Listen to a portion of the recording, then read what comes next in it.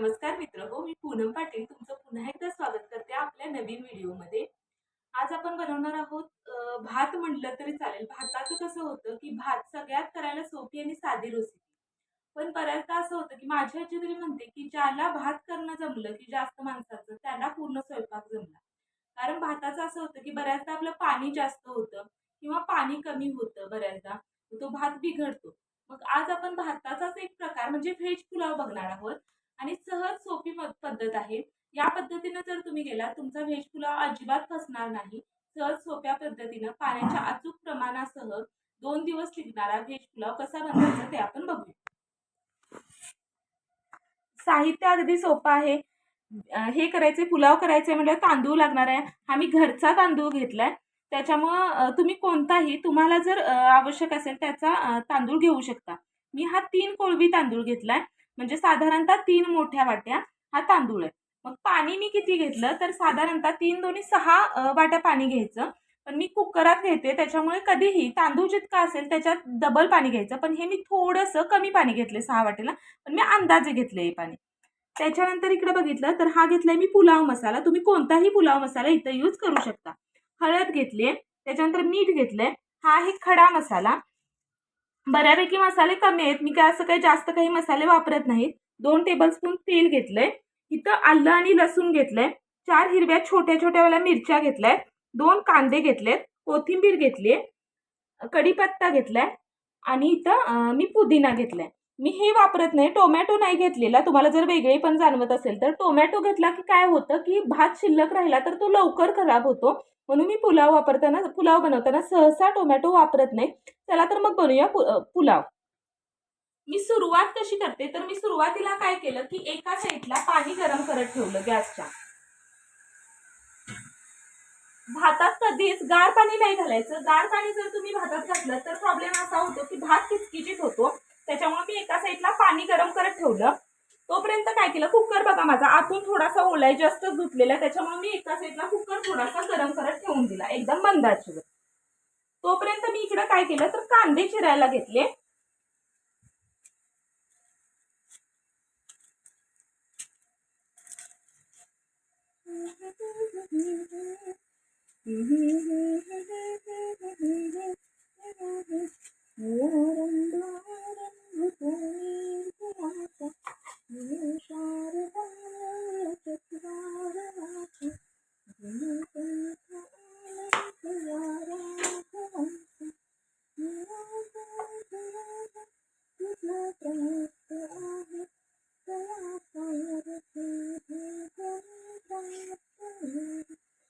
मला कसं सवय आहे, मी बऱ्याचदा तेल कडक ठेवते आणि मग इकडे कांदे वगैरे चिरायला घेते। तुम्हाला तुमच्या सोयीनुसार तुम्ही बघू शकता तुमचा स्पीड कसं आहे। आणि इथं माझ्याकडे बायोगॅस आहे त्याच्यामुळं इतकं फास्ट ते तापलं जात नाही। तुमच्याकडे जर सिलेंडर असेल तर पटकन करपण्याची शक्यता आहे, त्याच्यामुळे तुम्ही आधी जरी करून ठेवलं तरीही चालेल। अगदीच ते माझ्यासारखं करायला पाहिजे असं नाही, पण मी लगेचच करायला घेतले। अजून पाणी मी कुकरमध्ये चेक केलं, अजून पाणी आहे। तोपर्यंत मी इकडे कांदा चिरायला घेतला। मी लांबडा कांदा चिरते, तुम्हाला दिसत असेल।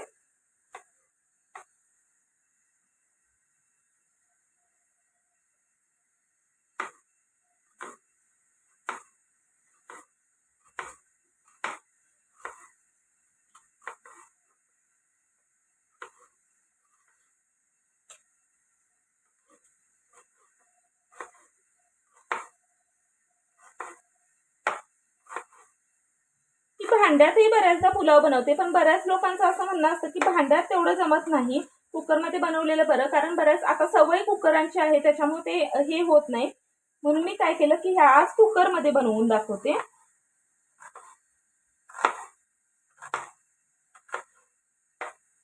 आपला कांदा चिरून तयार आहे। आता इकडे बघा, हे कुकरमधलं पाणीही बऱ्यापैकी हे केलंय, आटलेलं आहे। मग मी आता काय केलं, जे तेल होतं 2 टेबलस्पून तेल कुकरमध्ये ठेवून दिलं। अजून तेल आपलं हे व्हायचंय, कढायचंय। तेल कढेस तोपर्यंत इकडे मी काय केलं की मिरचीचे देठ काढून घेतले।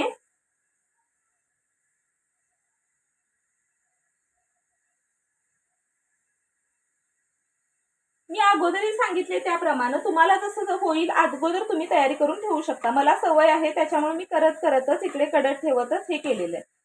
आल्याचे जे काप होते ते करून घेतले. आलं मी धुवून घेतलेलं आहे. मी साली आल्याच्या काढत नाही. तुम्हाला जर आवडत नसेल तर तुम्ही साली आल्याच्या काढू शकताय. मग मी काय केलं की हे ठेचायला घेतलं.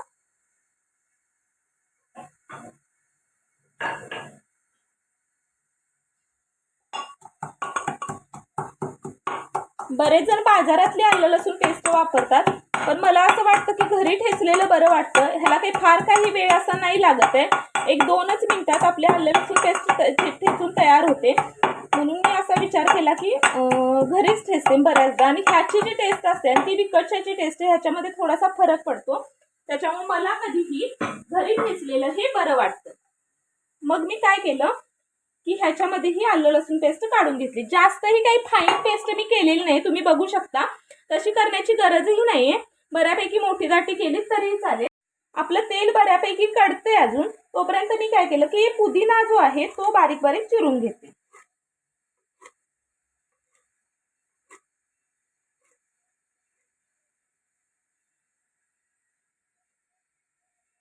आता आपलं तेल बऱ्यापैकी कडलंय. मग मी ह्याच्यामध्ये हा खडा मसाला टाकून दिला.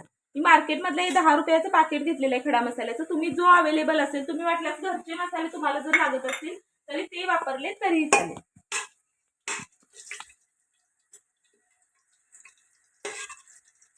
मी इथं तेल परिपूर्ण कडवलेलं नाही, थोडंसं कच्चं असताना खडा मसाला टाकलाय. कारण जर जास्त कडलं तर खडा मसाला करपून जातो. त्याच्यामुळे थोडंसं कच्चं असतानाच हे टाकलंय, खडा मसाला टाकलाय. पण जास्त जर कच्चं राहिलं तर मग भाताचा वगैरे वास येतो. त्याच्यामुळे जास्त कच्चं राहणार नाही याची तुम्ही काळजी घ्या. हे थोडंसं कच्चं असताना मी हा खडा मसाला टाकून दिला.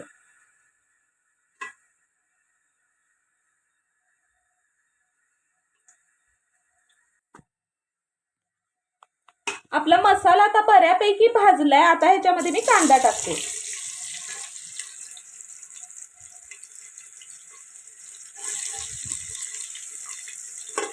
कांदा मस्त गुलाबीचा रंग येईपर्यंत परतून घ्यायचं.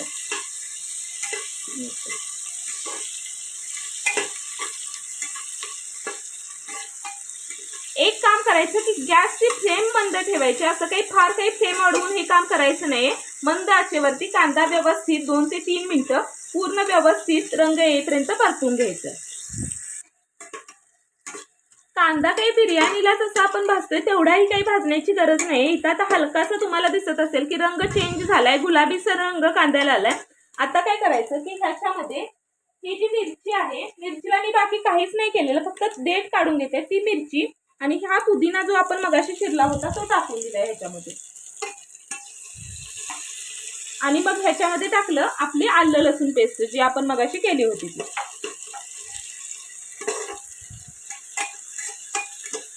अजून रेसिपी बनायची आहे तर आत्ताच वास इतका अप्रतिम येते की आता असंच खावंसं वाटतंय.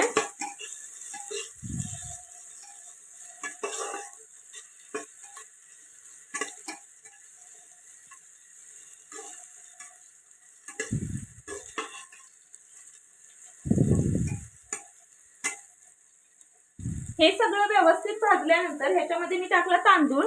हा माझा घरचा तांदूळ आहे शेतातला, त्याच्यामुळे मी व्यवस्थित हे केलेलाच आहे. तुम्ही जर मार्केटमधला असेल तर ते किती जणांचे आपल्याकडे ते येईपर्यंत हात लागलेले असतात त्याला. तुम्ही धुवून घ्या. मी हा घरचा असल्यामुळे धुवून घेतलेला नाही.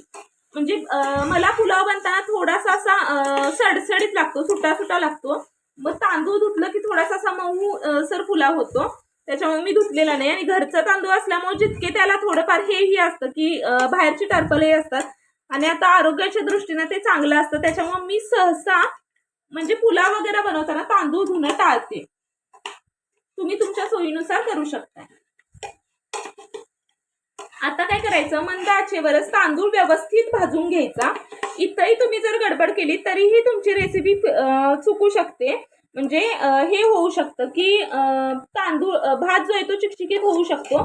तांदूळ जर तुम्ही व्यवस्थित भाजला तर तुमचा जो पुलाव होणार आहे तो अगदी असा सुट्टा सुट्टा होणार आहे.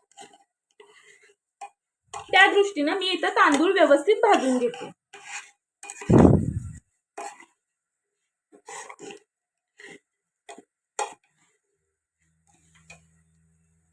माझा गडबडीमध्ये कढीपत्ता टाकायचा राहिला, तो फोडणीमध्येच टाकायला पाहिजे होता. पण आता ठीक आहे, लक्षात आले तर वरून कढीपत्ता टाकते आणि पुन्हा तांदूळ व्यवस्थित हलवून घेते.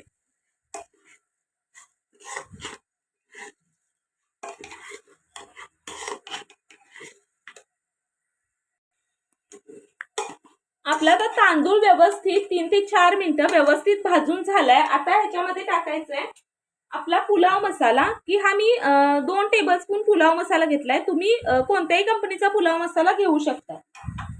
मग मी ह्याच्यामध्ये टाकलं चवीनुसार मीठ। मला हाताने सवय आहे त्याच्यामुळे मी हाताने टाकून दिलं। तुम्ही चमचाने जितकं तुम्हाला आवश्यकता आहे तितकं मीठ टाकू शकता। आणि मी थोडीशी हळद टाकून घेतली। आणखी मी पुन्हा हलवून घेतलं।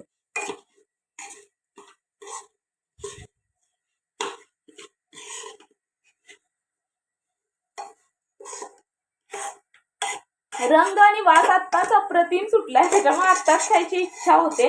मग काय करायचं की तांदूळ जे कडेला राहतात ते तसेच कच्चे राहतात, म्हणून मी कडेचे तांदूळ आतमध्ये सरकून घेतले की जे वर आले होते।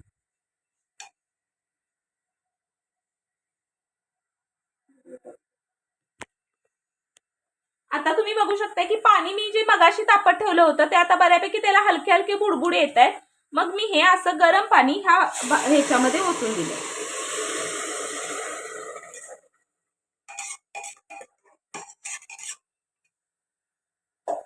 गरम पाणी टाकल्यामुळे बघता क्षणी त्याला उकळी आलेली आहे आणि एका उकळीमध्येच तो हे पुलाव शिजून जातो। आता फक्त कुकरचं झाकण बंद करून त्याला मी शिटा देते। पटकन शिटा होतात, एक 5 मिनिटांमध्ये शिटा होतात, कारण बऱ्यापैकी पाणीही गरम आहे आणि तांदूळही भाजलेला आहे, फार काही वेळ लागत नाही। मग मी इकडे कुकर बंद केला आणि शिटा देण्यासाठी ठेवून दिला।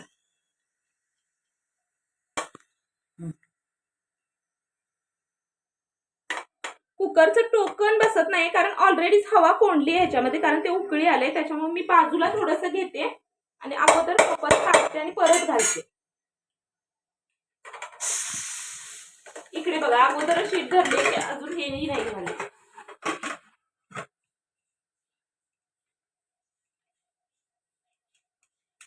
आता मी काय केलं कुकरचं झाकण लावलं, हे थोडंसं ह्याच्यामध्ये पडलं होतं आतमध्ये, त्यानं थोडंसं झाकण घाण झालंय।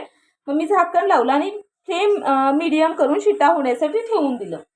तोपर्यंत मी इकडे काय करायला घेतलं,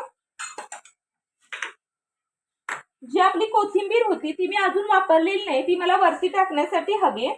मी पुलावमध्ये मी तुम्हाला म्हटलंय मागच्या पण व्हिडिओमध्ये मला सहसा असे बाकीचे काही फ्लेवर्स टाकलेले आवडत नाही, ज्या त्या पदार्थाला त्याची ओरिजिनल टेस्ट असावी।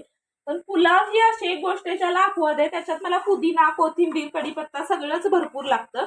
मग मी इकडे शिटा होत आहेत तोपर्यंत इकडे कोथिंबीर अगदी बारीक चिरून घेतली।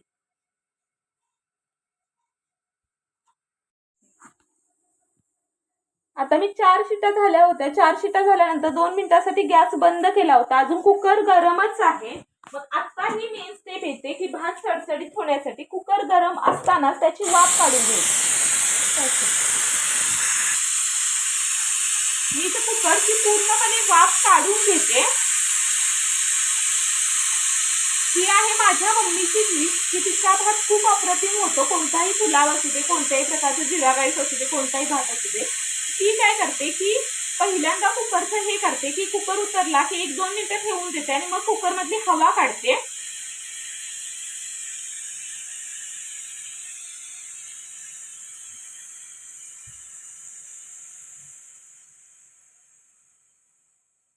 पूर्णपणे हवा गेली हे चेक करायचं अगोदर, नाहीतर कुकर उडेल।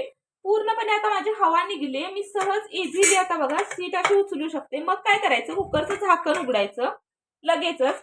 आता इथे बघा सगळे मसाले मिरच्या वगैरे वर आलेले दिसत आहेत, हे काय करायचं तर वरून खालपर्यंत हलवून घ्यायचं।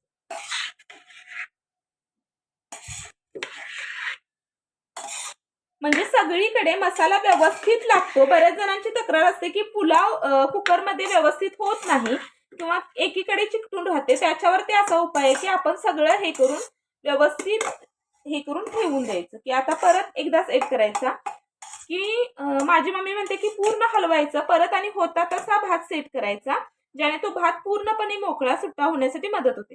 मी बोटाने करते, तुम्ही नाही केलं तरी चालेल, कारण आत्ताच मी कुकर उघडलाय, तुम्हाला आता दिसत असेल वाफ मी जाऊ दिले त्याच्यामुळे एकदम गरम आहे। तुम्हाला जसं सुटेबल असेल तसं तुम्ही करू शकता। मग ह्याच्यावरती मी काय केलं, जी मगाची कोथिंबीर होती ती खूप सारी कोथिंबीर ह्याच्यावरती टाकून दिली।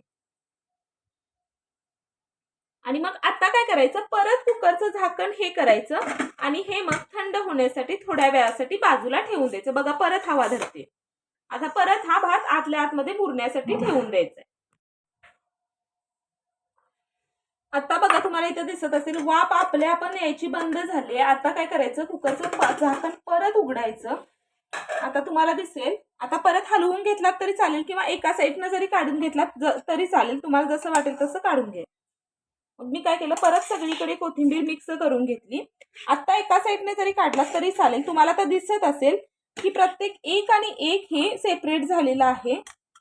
आणि हे बघा व्यवस्थित शिजलेला सुद्धा आहे, त्याच्यामुळे एवढं काही हे नाही, व्यवस्थित आपला एकदम परफेक्ट असा पुलाव तयार आहे.